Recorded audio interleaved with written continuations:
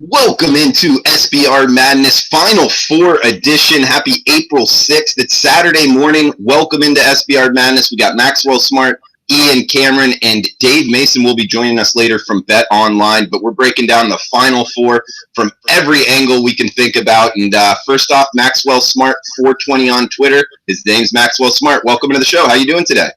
I'm doing great, Drew. I'm glad to be here with, of course, you, my amazing co-host, and of course my fellow Canadian, Hamilton, Ontario, Dundas, Ontario's #1 capper, Ian Cameron. So I'm obviously good. I'm surrounded by veteran video contributors and quality skilled cappers. What more can I ask for on a Saturday morning? Well, hyping Ian up, that's definitely appropriate. Myself, veteran video contributor, that does sometimes lose more than win. But he's Ian Cameron at Babano on Twitter from north of the border, ready for the Final Four, I'm sure. Ian, welcome in, bud. How are you? I am ready for it, Drew. Absolutely, and I appreciate that, Max. But probably the only handicapper in Hamilton, certainly Dundas, Ontario. So it's not like I got a lot of competition. But nevertheless, great to be with you guys. It's Final Four time. Two surprising matchups, I guess you could say. I don't think anybody thought we'd see Tech, Michigan State, Auburn, Virginia as your Final Four, with no Kentucky, no Duke, no North Carolina. All of those teams biting the dust, obviously, last weekend. But here we are. We've got still, I think, two great matchups, four great teams, four pretty damn good coaches, too. So looking forward to seeing how these games play out and looking forward to breaking them down.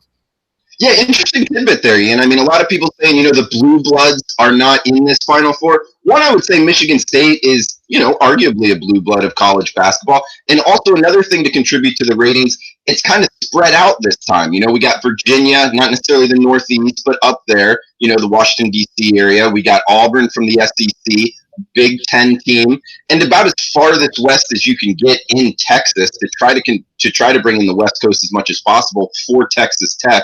So ratings wise, Ian, just real quick, what do you think? How do you think it will rate as far as TV ratings go?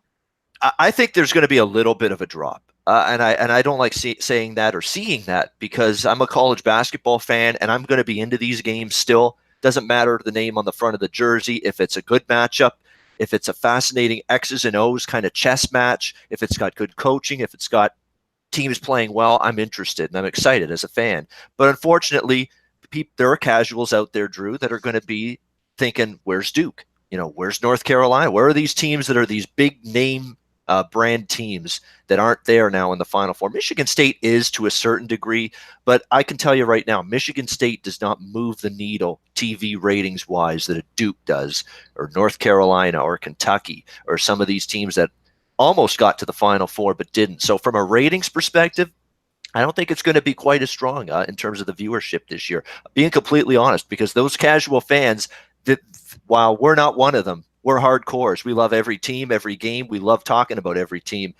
The casuals, there's a lot of them. A lot of those, just those casual college basketball viewers that only tune in tournament time, Final Four.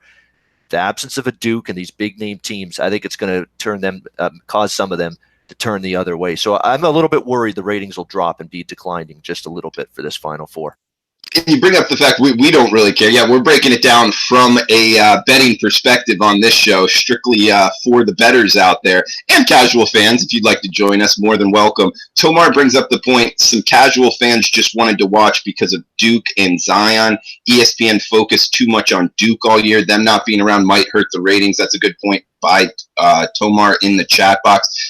Before we get to breaking down the games from a betting perspective, Max, anything real quick on the ratings? No, nothing for me on the ratings. Good, man. Let's break down the games from a betting perspective, get people on the right side, hopefully. Let's start off with the first game, guys. We got 6:09 Eastern tip here. The 5-seed Auburn Tigers versus the 1-seed Virginia Cavaliers on SBR odds right now. It is 131 and a half. There is 132s out there. At Heritage is one of the shops with 132s. It opened 130 and a half the total, so we have seen over money just a little bit, pretty much all week long. -6 now, Virginia across the board. There are some rumors out there. There is sickness going in on the Auburn in the Auburn side. Some guys with coughs, nothing serious, but that might have something to do with the number move towards Virginia. But Max, I also think it's, Virginia has been here before, or not been here in recent times, but hey, they're a solid team. A lot of people picked them to be in the Final Four. Auburn, not so much. It's a team that's defensive focused, hits their free throws in this price range. We know how important free throws are, and Virginia's good at them. I think that has more to do with the -5.5 up to 6. We've seen the move towards Virginia here. Anything on the move, and also your breakdown of Auburn, Virginia, who you think's going to win, and any analysis on the over/under. Yeah, this is a real tough spot for me because obviously I've really gotten on the War Eagle path and really capitalized on some of these games that they played in this tournament. But I just think that winning and losing is going to be a different story compared to covering the 6 points today. I said earlier on in the week, the only way that I'm getting on Virginia on the spread is if it goes down to under 5 and I can get a -4.5 or less. I am not going to get that. I will be taking Auburn +6. The fact is, this Auburn team has just been absolutely ridiculously good on neutral court sites.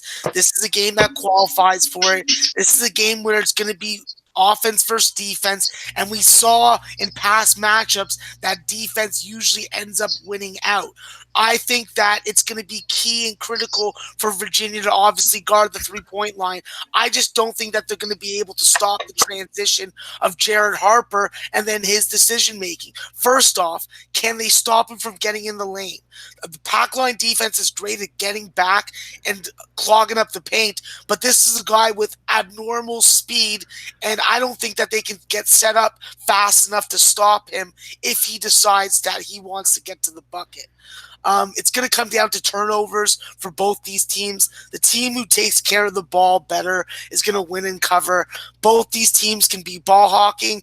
I think it's going to be absolutely at the foremount of the defensive game plan for Auburn is to force Ty Jerome into bad decisions, force him into bad places on the court, allow him to try and make that really pretty pass that ends up turning into a turnover, because otherwise you're dealing with the most efficient offensive Virginia team that we've seen in past years. And if you don't do everything right on defense and turn that into offense, you will end up losing to this Wahoo team. I think Virginia's winning outright. I'm taking Auburn with the points, and I will be looking closer to game time at possibly getting on Auburn money line on the first half. Okay, I like the breakdown, Max, and you bring up the fact of Jared Harper versus that pack line defense for Virginia. I absolutely agree. I think that is the primary matchup. If Virginia has trouble keeping him from driving, which he's been able to do all through this run Auburn's been able to do in the month of March, they haven't lost. And if you've been following Auburn, they've kind of changed their offense in the fact that, man, 75-80% of the time they're on offense. The ball is in Jared Harper's hands. He's outside looking to drive to the basket, and most of the time with success. And if Virginia's able to stop that, I think Auburn's in trouble. So I think that Jared Harper versus the pack line defense of Virginia is the main matchup to watch. But Ian, what are you thinking here, Auburn versus Virginia, man? Yeah, it is an interesting matchup here in this game. You've got basically Auburn that's been doing everything they've wanted to do in this tournament to get to this point. They've hit their three-point shots. Their three-point shooting's been outstanding. They've forced turnovers in bunches. Just ask Kentucky. They frazzled Kentucky in the turnover game last weekend and just buried them with it. North Carolina, too, double digits in turnovers from a very poised, for the most part of the season, North Carolina team. Auburn has won the way they need to win. I don't know if there's a path for them to win the way they need to win today. They've got to hit their threes. You're talking about an elite three-point defense against Virginia. Now, the people that have argued with me about this week have said, well, Virginia's three-point defense got exposed by the one and only Carson Edwards last week for Purdue. Carson Edwards was making Houdini shots in that game. Contested, I don't think it was horrible defense whatsoever by Virginia on a lot of those shots. Hands were in the face. He was falling away from the basket, way beyond the arc, and still nailing these three-point shots. If the Auburn guards can make shots of that magnitude, I tip my cap. I say salute. Great job. I just don't see them being able to do that. So I don't think they're going to hit three balls at the rate they have the previous couple games. Second of all, forcing turnovers. I don't see them doing that in this game, Auburn. You're talking about a Virginia team that's second in the country in fewest turnovers per game, averaging just 9.1 TOs per contest. If they're not forcing turnovers and they're not getting that ball in transition, it's not going to give them the opportunities that, as you guys mentioned, for Harper and Brown especially, to run to the rim and try to get there before Virginia's defense sets up, because they're not going to have those transition opportunities if they're not turning Virginia over. And I don't think they're going to have success turning Virginia over here in this game. To me, Virginia's not played their A game yet. And guess what? They're still here in the Final Four. At some point, Virginia is going to have that game like they had against Syracuse and a couple of times this year where they put it all together. They look fantastic. I think it could be today. They had a bad half against Gardner-Webb. They escaped Oregon. They could have easily lost against Purdue. We have not seen an A game yet from Virginia. You give Bennett now a week to get this team ready, and from a game plan standpoint. And then from an Auburn perspective, I'm concerned about the mentality. Drew, you mentioned it with them that maybe there's a little bit of an illness flying around through the team, but it's not just that. It's the fact that they're a surprise entrant here in the Final Four a little bit compared to some of these other teams. I'm going to give everyone a little history lesson here. 2017 South Carolina in the Final Four. Great run. Nobody saw that coming. So in the Final Four, it was bye-bye time for South Carolina. They got destroyed in that Final Four game, and got blown out. Last year, Loyola Chicago, 2018, a little bit of definitely a surprise entrant in the Final Four. Great run, played their best basketball in the tournament, but it ended in the Final Four round. I'm smelling that with Auburn today. Sorry, Drew, I hate to say that, but I think this is where the rubber meets the road here for the Auburn Tigers. Great run to get here, but like South Carolina 2 years ago, that got to the Final Four in surprising fashion, like Loyola Chicago last year that got to the Final Four in surprising fashion. I think this is where it ends for Auburn. I think it's a great run. I don't want to say they're happy to be here, but I think there's a little more satisfaction in just getting to this point for Auburn than there is for Virginia. I think Virginia's on a championship mission right now. I think they play their best game of the tournament today. I'll be honest, I don't love giving up 6. I mean, it's 6 now across the board, this number. I don't love that number. And it could be close, but I think Virginia wins, and I'll take my chances that they cover that number as well. So for me, I'm on Virginia -6.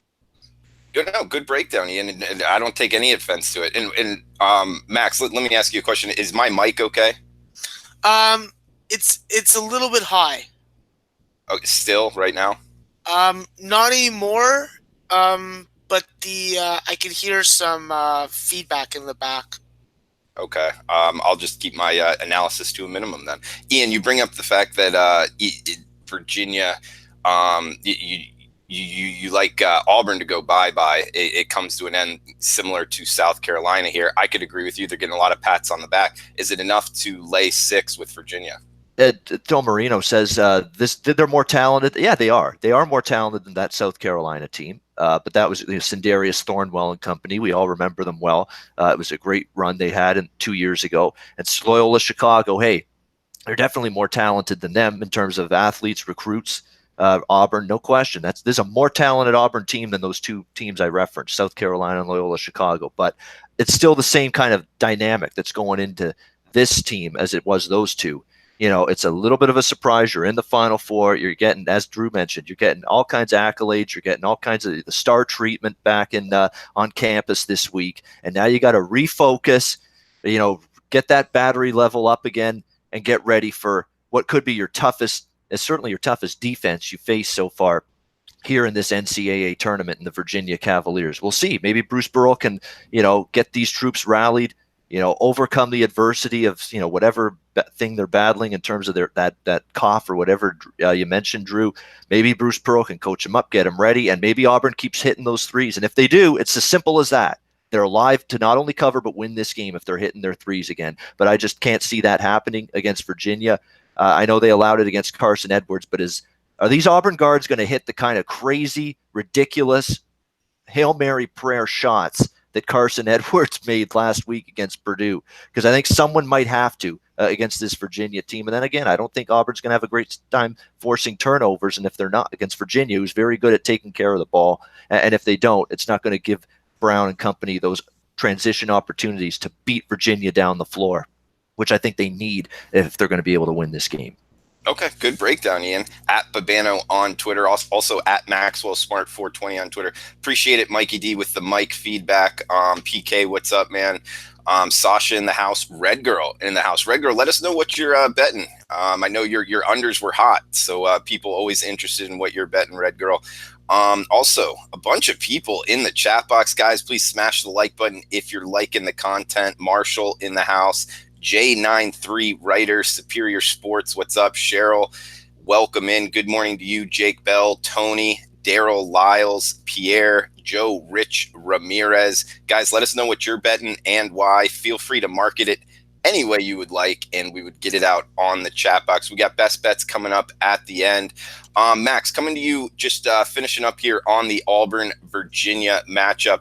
What about totals-wise? We've seen a little push towards the over. I personally like this over. I agree with the line move here. I think Virginia is going to get theirs on offense. I think as far as the weakest unit left in the Final Four, I would point towards the Auburn defense. Down low, I think the injury definitely to Okoye hurt them on the defensive side more than a lot of people, more than the mainstream realizes. Austin Wiley is getting more healthy, but Auburn's propensity to foul down low, I think, will put Virginia at the line, stopping the clock, and Virginia hits their free throws. I think that points towards the over. And I think Jared Harper is going to have success driving to the basket, dishing out. Ian brings up the fact that they can drain threes. I think that will continue. And I like this over as well. Any opinion from you, Max, on this over-under? Yeah, I'm already on the over. I've been on the over for a couple days now. The fact is, you give me a total with the way that Auburn plays offense and the way that Virginia is efficient on offense, and a 131 is something that I just cannot pass up. When I've seen Virginia in this number range, it has been semi-successful in cashing when we've hit totals like this. So getting a 131 with this Auburn team doesn't really scare me too much. I think that there will be points that get scored regardless if there are nerves, regardless if there is any kind of illness. I think that you're going to get the best of everybody's game because this could be their last game of their careers for some of them. And who the hell wants to go home in the Final Four? You're going to be playing to the last second. And I think that fouling in the end will push this game over also. Yeah, bring up the fouling in this price range, always part of it. And also, it's in a bigger arena. The sight lines, the three-point shooting, it may hurt Auburn. I don't think it is as much, but sometimes it does. So that's something to factor in as well. Virginia is going to look to slow the pace. However, they're a top 5 offensive efficiency team. So even if they are slowing the pace to a certain degree, I still think that this 131 is low, which you can still find out there in the marketplace. I agree with you, Max. Ian, what about you? Any quick thoughts on the total? Yeah, this one, not much on the total, to be honest. I have a little more opinion on the total in the other game than this one. It's tough. I mean, I really don't like betting Virginia over the total a lot. I get the feeling their defense is going to clamp down today a little bit. But you're right, Auburn's defense concerns me. And you're talking about a game that could be close late with fouls potentially in the offing. And that's something that doesn't make me in love with the under at a number like this, 131, when you're worried that you could get a game where you get those fouls in the last minute or so. So going to pass on the total for this one. Okay, Joe Rich saying, I do feel the number is really low, but I think the venue, big stage might be a factor. That's a good point. I mean, these guys playing in their biggest game of their lives in front of the most people likely that they've played in. It could be a factor. I mean, it is a big stage, so it's something. One thing we have to do and mention is it's the days of us talking about these big venues, these big football stadiums, in terms of the backdrop and the sight lines for shooting. We have to stop with the notion that across the board we have to bet every game under because of it. That's not the way it works. I've seen these stadiums in years past here in the tournament. There's been games that's been terrible shooting, no question, but there's also been games with tremendous shooting, even in these environments. So it's a case-by-case basis. It's a game-by-game basis. My advice is do not ever bet these games under blindly, and just because it's in a big football stadium. Don't do that. Do your matchup breakdowns, offense versus defense, handicap the game itself, the two teams, make your decision off that. Don't just base it off where they're playing. That's a great point. When I first got into this business and like somebody would come up with analysis like that, oh, the backdrop, it hurts 3 point. I would just bet it blindly. And I've learned since then, that's a good point, Ian, because it will go under and it might tonight. But if you're just blindly betting it because of that, I would say pump the brakes a little bit. And like you're saying, go towards the matchup. And keep in mind, both of these offenses are very efficient. They can both hit their free throws, especially on the Virginia side. And in this price range towards the end, that could be a big factor. We should have Dave Mason joining us in just a bit. But guys, we got best bets coming up. And also the second game of the Final Four. So we can start it, and we might have to finish it after Dave joins us. But we got 8:50 estimated time of the start. We got it on CBS. The 3 seed Texas Tech Red Raiders, Michigan State Spartans, the 2 seed here, laying 2.5 or 2. There is a 2 out there at Bookmaker and BetOnline. 2.5s everywhere else. So interesting move there. 132 the total. Not much movement on the total all week long. We did see 132.5, so a little bit of a push towards the under. Ian, we could start off with you on this one, man. How are you looking to bet the Big 12, Big 10 side of the Final Four? Yeah, incredible coaching matchup here. These two guys have been sensational all season, all tournament long as well. Tom Izzo and Chris Beard. Plays out of timeouts. Adjustments on the fly, all of this stuff. They've been excellent, and it's going to be a very, very good game coaching wise here because you get both of these guys with a week to get ready for this game. It's 2 great coaches in this one. How are the Spartans going to fare here against this game? Against this team, because we know with Duke and LSU, full court teams, up and down the court they go. Not tremendous defensive teams. I was sick of hearing about how great a defensive team Duke is. I mean, geez, I think they're mediocre, and I think Michigan State proved that a little bit last week. But nothing mediocre about this Texas Tech team defensively. When you can just absolutely shut down Michigan and annihilate them the way they did, and then you basically in the last 5 minutes of that game against Gonzaga, who's got a great offense, guys, you would agree with that. Inside balance. They can score inside. They can shoot the ball along the perimeter as well. And Texas Tech just shut them right down, in the final 4 minutes of that game and tilted the game in their favor with that defense. It's simple for Michigan State. Cassius Winston's the point guard. He's smart. I don't have to tell Tom Izzo this. He knows. He's a great coach, but he knows this if I know this.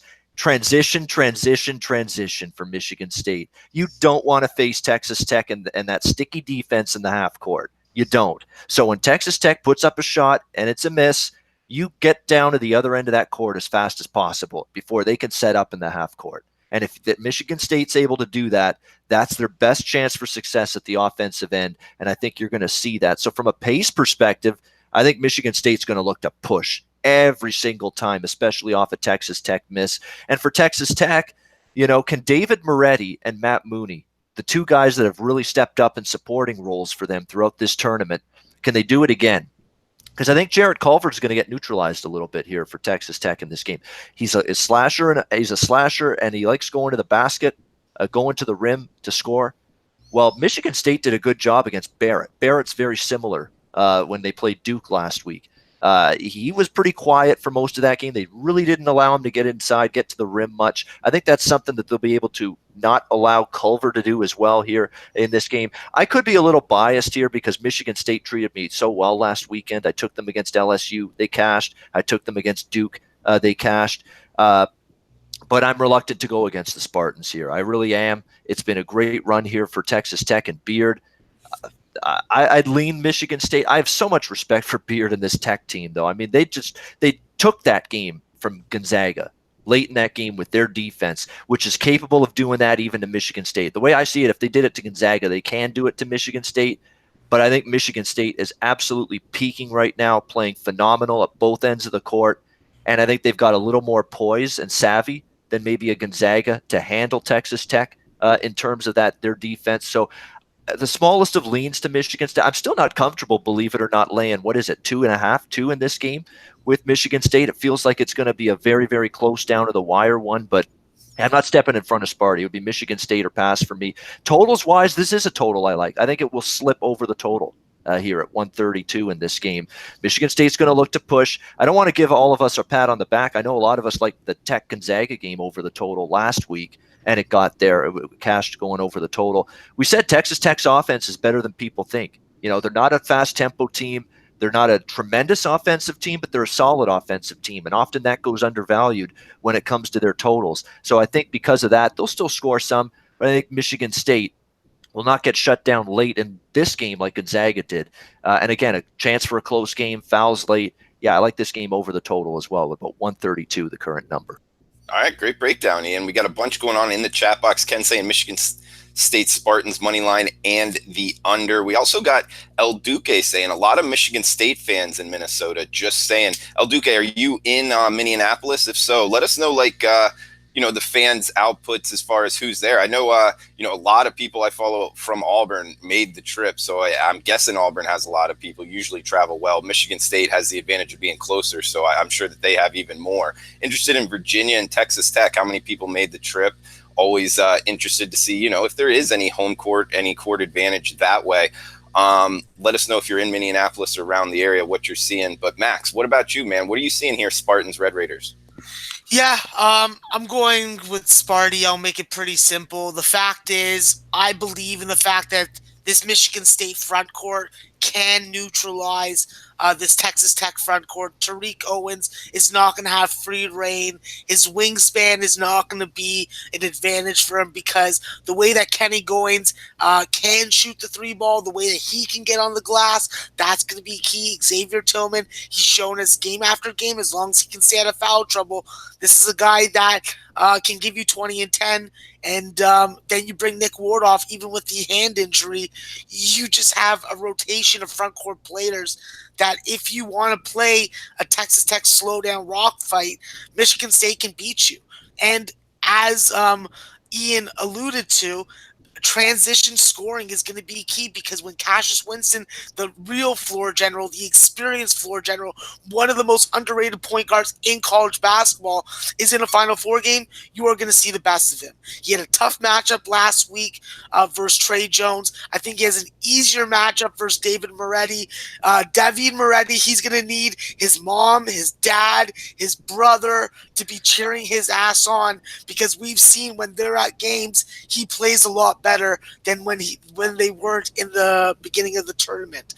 For Texas Tech, I actually think that the X factor is freshman Kyler Edwards. If he can come off the bench, give you some solid minutes, a couple 3-point shots, get to the line a couple times, this is the kind of production that can get your total over and that can save your spread for Texas Tech. I just think that even though Michigan State does not have the depth that other teams that they played have had, I think that with hammering Aaron Henry, I think he's going to be able to neutralize Jared Culver. And I think that when you have a point guard matchup of Matt Mooney versus Cassius Winston, you just have a different elite level point guard versus Matt Mooney, and he's just not going to be able to handle it. I think that the coaching is a significant advantage for Tom Izzo. Even with a week to prepare, I think Michigan State wins this game. It does not step in the same pile of bear shit that Michigan stepped in. All right.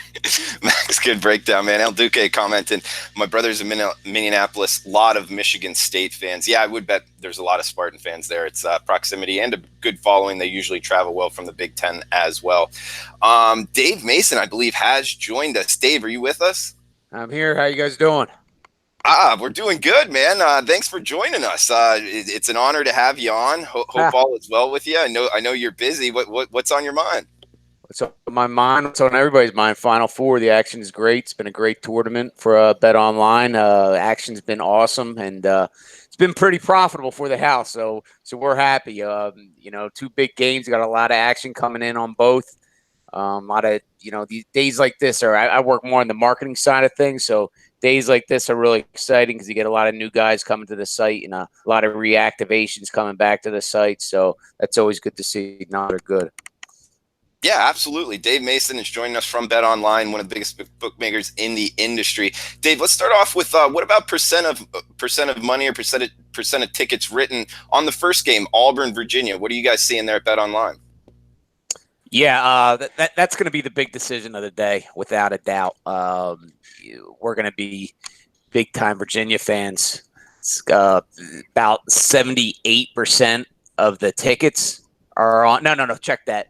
About 67% of the tickets are on Auburn and the points. Also outright. That's going to be a huge sweat that people are betting Auburn outright. About 78% of the tickets are on Auburn, currently plus 245. The over-under, that's also going to be a big decision. About 78% of the bets are on the over 132 right now. Okay, so 78% of the bets on the over. Also, most of the bets on Auburn. And you guys can follow Dave Mason on Twitter at Dave Mason BOL. So, Dave, if Auburn does win outright and the over hits, would that pretty much lock up a losing day for y'all? Probably, yeah, probably, because the other game is the action's pretty even. It's not, we don't have a big need as of yet. That could all change as the day goes on, but it would probably be a losing day if Auburn wins outright. Absolutely. Okay, so it's interesting that most of the tickets written are on Auburn, over 65%, but yet the line has moved from 5.5 to 6. I guess a lot of people refer to that as reverse line movement. And why is that? Is that just the bigger, the more money is on Virginia, or is it just an opinion you're respecting some of the sharper bettors in the market? There was a little bit of sharp action, not too much on Virginia. So, that's just one of those where it's not moving a lot on sharp. There is reverse line movement, absolutely. It could come down. I think it's going to come down if this one-sided betting stays up. We could expect some late Virginia action as more public people come in and bet the favorites as the day goes on. And keep in mind, 80%, probably not 80%, but probably another 60% of the action still yet to come in. So, those odds are still could bounce around a little bit depending on if who the public keeps hitting as the afternoon goes on. Like I said, that they could pile in and take the favorite, take the chalk, and we're prepared for that. Man, that's interesting. As far as for the Final Four, the lines have been out for 4 or 5 days now, and yet only 40% of the total tickets or the total money that you guys have taken is in right now. You still think the majority is still to come in the next 6-8 hours? Yeah, absolutely. That's just how bettors are. I know you guys here respect the early numbers, and you're looking at those numbers and know the value in the early numbers, but so many of the public just doesn't understand that. They just bet right before post, right before tip off, right before kickoff. It's crazy. I don't get it. We post those early odds up there for a reason, because a lot of bettors value those early odds, and they get good PR and get people to the site early. But it's funny. We post those early odds, and like the first 24 hours, it's a frenzy. All the guys like you guys out there picking apart the early odds, seeing the value. And then as the week goes on, it just kind of plateaus. And then weekend of the game, day of the game, maybe night before the game, it picks up again. And that no different here. Yeah, no, that's interesting, man. And as far as Final Four goes, with the other big events of the sports betting calendar, the Super Bowl, I'm guessing, is a lot bigger. What about college football national championship or the World Series, NBA Finals? How does this compare to some of the bigger events of the sports betting calendar, Dave? Yeah, it's like you said, Super Bowl's the biggest without a doubt. I always throw NFL Week 1 in there too as an event, because it's that weekend's just so crazy. Everybody's licking their chops and getting back in the action. It's up there. It's Final Four compared to probably NBA Finals. But there you have 4 games to 7 games compared to 3 games. Not as big as the national championship game in football. Probably a step below that. Okay, and we're talking with Dave Mason of BetOnline. You can follow him on Twitter at Dave Mason BOL. He's a great follow on Twitter if you're looking for information from the other side of the counter. Dave, let's talk about the other game. We got Texas Tech, Michigan State. We've seen 2.5 and 132.5. It's stayed pretty steady all week long. Not as much movement, and like you said, it won't be necessarily the deciding factor of your day, but anything you want to let the bettors know as far as money or tickets written you're taking on either side or total? Yeah, sure, absolutely. As far as tickets are concerned, about 61% of the bets are on the Spartans. 65% of the bets are on the under. We did take some sharp on Texas Tech at +3. We have them currently +2, -106. So, yeah, it's not as big of a sweat. The money's pretty even, even though the bet tickets are a little bit lopsided. The money's pretty even on that one. So, like I said, that first game is going to be the sweat. The second game will be, we'll see. It's as of now not a sweat, but again, who the hell knows with these late bettors coming in? I wouldn't be surprised if they pound Michigan State. Okay, so looking for him to pound Michigan State, and it sounds like overall there's more of a sweat on the Auburn Virginia game because of the discrepancy towards the more money being on the Auburn side. But is there also more tickets written and more money on the game in general? Is that why you're sweating it more? The Auburn game? Yeah. Yeah, I mean, absolutely. I mean, it's not only bet tickets, but the money as well. The money on the spread is about 64% of the spread money is on Auburn and the points, and the money line's the big one too, because I mean they're taking all those bet councils lopsided bets at +245. I mean that hits we're bleeding a little bit. Oh man, well, hopefully you guys stay afloat there if they hit you too hard. We'll be all right. We'll be all right, buddy. Don't worry about us. I'm sure you will, man. Let's talk. What about your best bet, man? What are you liking across both games? Geez,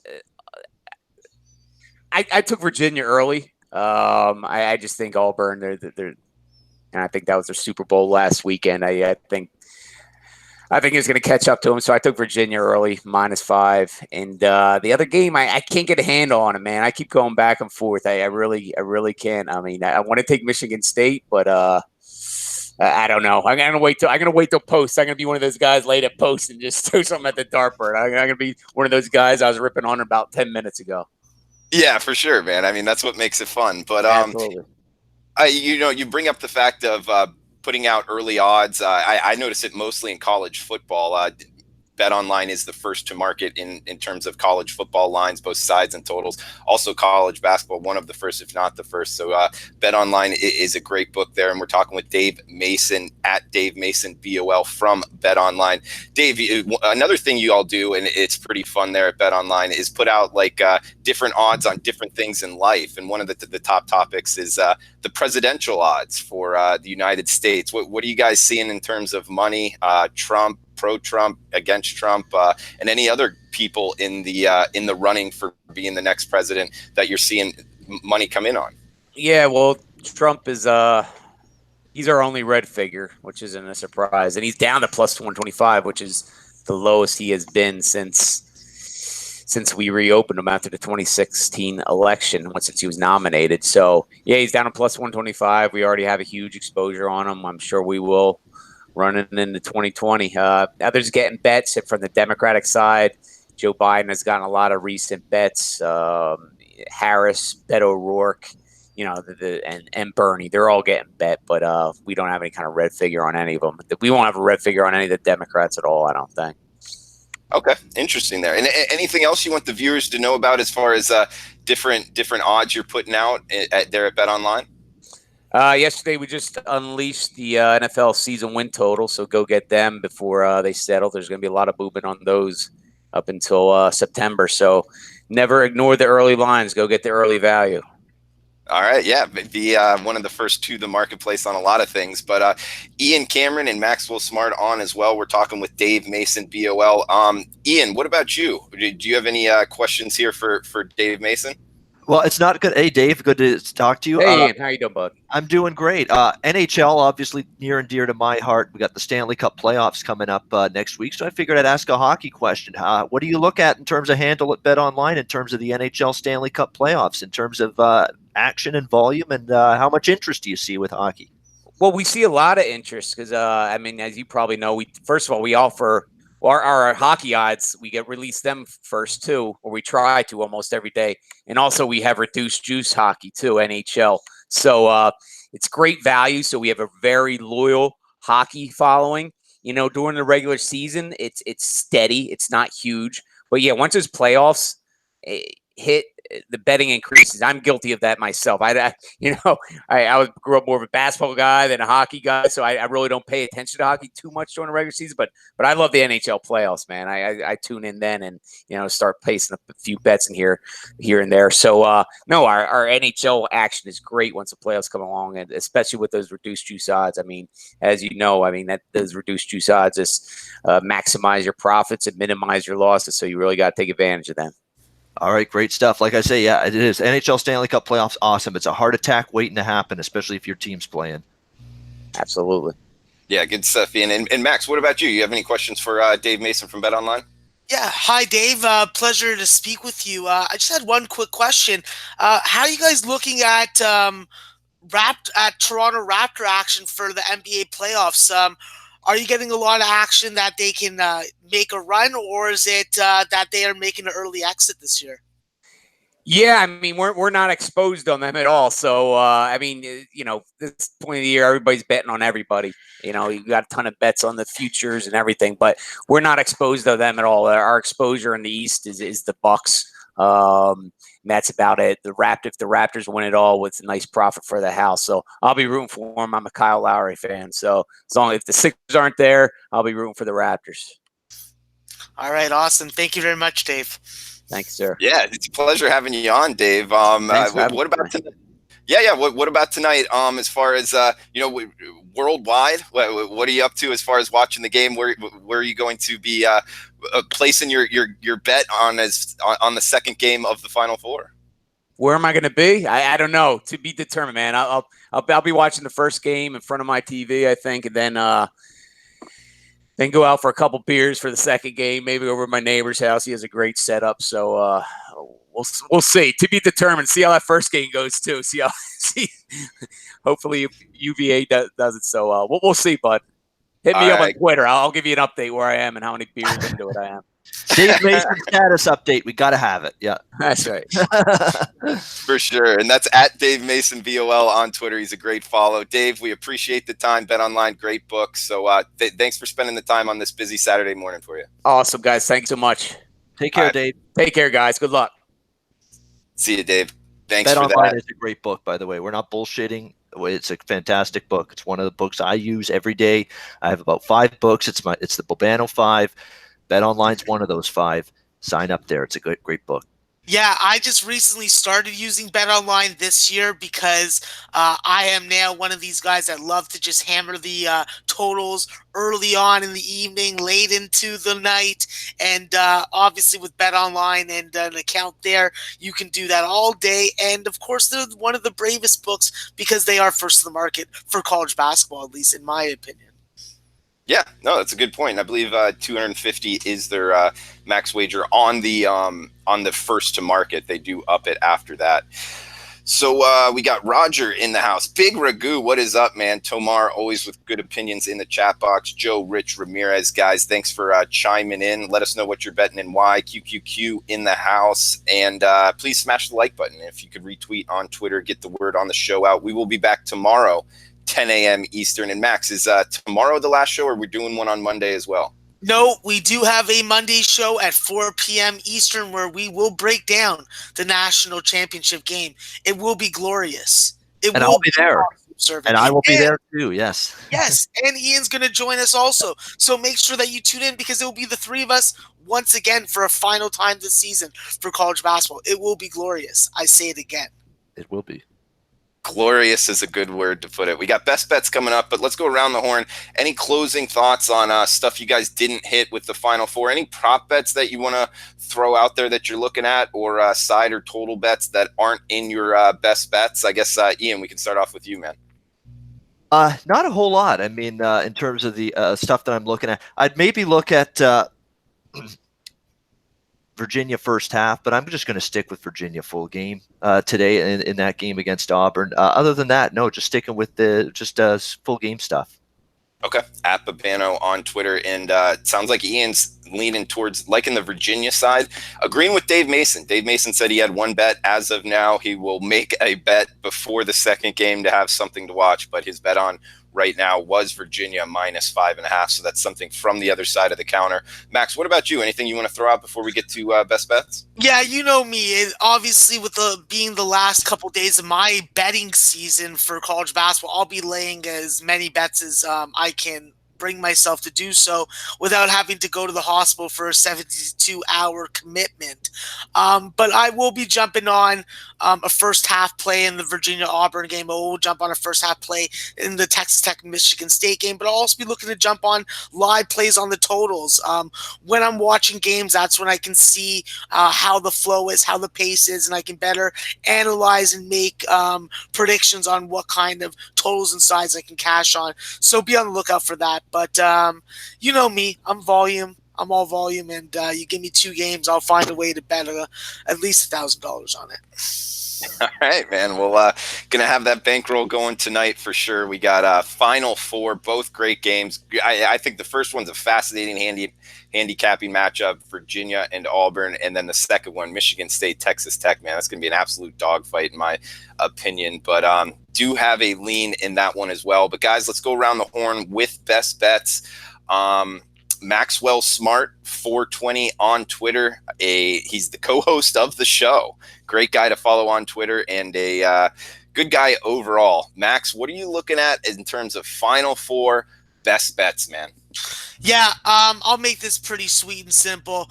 Sparta. Give me Michigan State -2. BetOnline's hanging it right now.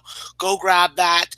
I just think that this team is destined to win this game and get to the national championship so that they can lose to Virginia. Point guards is very important to me. The point guard matchup is a significant advantage for the Michigan State Spartans, and I think that with their depth in the front court and the way that they've elevated their games, you've seen guys develop before your very eyes. You're going to need a special performance from Texas Tech, and I think, in my opinion, the magic is done, and it's time for Tom Izzo to reign supreme. Yeah, Coach Beard got the AP Coach of the Year, but I still don't think Tom Izzo is second notch to anybody, even considering. So I'm agreeing with you, man. I'm going best bet as well. Michigan State -2 in the second game. So we're doubling up on the Spartans in terms of best bets. Ian Cameron, last certainly not least, at Babano on Twitter. Ian, what are you liking here for best bets? Hey, it's not a cinch, but hey, it's 2 games. It's the Final Four. Nothing's going to be easy. These are 4 great teams. When you pick a team to bet against at this stage, you're betting against a good team. Auburn might have one more kick in the can in them, but I'm not sure that they do. I think Virginia is going to be able to get it done today. Again, the number's no cinch, and if Auburn's in this game hitting threes, they're right in it till the end probably, but I think they're going to have a tough time doing that. Virginia values the basketball. They won't turn it over, which is something Auburn really thrives on to fuel them. Virginia very good at taking care of the ball, and I think Auburn's great run comes to an end. They're better talent-wise than South Carolina 2 years ago, Loyola Chicago last year, but I think they're going to follow a similar pattern of those teams that got a little bit further in the Final Four in the tournament than they expected, that fall out of it at the Final Four round. I think that's Auburn today. So for me, Virginia -6, best bet for the Final Four. All right. Ian on Virginia -6, Max and myself both doubling up on Michigan State -2. So we got three favorite bets today, and hopefully they all come in to get us on the right side. But Max, Ian, good stuff today. Let's I guess just lifestyle question here. Ian, where are you watching the Final Four tonight, man? Home. It's going to be one of those. I've been tired as hell all week, so it's just one of those days. I said I needed a mental day and a relaxation day. It's been a very, very exhausting month. Drew, you know that. Max, you know that. This tournament's run us ragged from a work perspective, from a handicapping perspective, pouring in so many hours and so much time handicapping these games. I'm still burnt out, actually, from the last month, 2 months. Hell, going back to September, there's been no let up. When football season started, it's been one thing after another. I know friends are bothering me saying, what are you doing today? And some of them aren't into the tournaments too, so that's another factor. Like if I go with a couple of the friends I know, they're not interested in the NCAA tournament. They couldn't tell you Tom Izzo from Tom Osborne. So it's one of those situations where they're totally out to lunch when it comes to the tournament. So I got to watch these games. It's the Final Four, so I'm just going to be at home, relax, lay down on the couch, and just enjoy. Good, man. And a lot of times just being at home in kind of a quiet atmosphere, you can really analyze the game a lot better. And if you're looking to live bet, that's kind of the way to do it. Not be out and about, with a bunch of wild people. You can't hear the sounds so much. But Max, what about you, man? Where are you watching the Final Four tonight? Yeah, I'm going to be watching at a local St. Louis where the servers are voluptuous in their chest areas, and the bourbon will be poured neat and in a clean glass. So I'll be doing that up until about 10 p.m. Eastern. And then, unfortunately, I got to go to work. My other staff that would work for me tonight are unavailable, and I'm forced to go in. So I'm going to have to be Superman. I'm going to have to make my money on my games, and then I'm going to have to head on into the local bar so I can watch some people have a dance party and hopefully cash some freaking tickets. All right, man. That sounds like fun for you tonight. We got Mikey D in the house. Thanks, guys. And Dave Mason, all the chatters. This was way cool this morning. Joe Rich, liking your situation tonight, Max. And also Roger say, guys, going for a massage as I watch the game, writing my 3K on the game. Well, good luck to you, Roger. Hopefully that 3K comes in. And hopefully our best bets come in. Michigan State -2 for Max and myself. Best bets, UVA -6 for Ian Cameron. For Ian Cameron on Twitter at Babano, Maxwell Smart on Twitter at Maxwell Smart 420. Both great follows. I am Drew Martin Bets on Twitter as well. Thanks for tuning into the show. We will be back tomorrow morning at 10 a.m. Also Monday at 4 p.m., both times Eastern. So please join us. We'll be breaking down the championship game from both angles, what we think the odds will be tomorrow. They'll likely be out, but our early thoughts. And then Monday at 4 o'clock, we'll be breaking it down from all ways possible, prop bets as well. For Ian Cameron, Maxwell Smart, I am Drew Martin. Enjoy your weekend. Have a safe weekend. Best of luck with your bets, guys. Good luck, everybody. Enjoy the Final Four.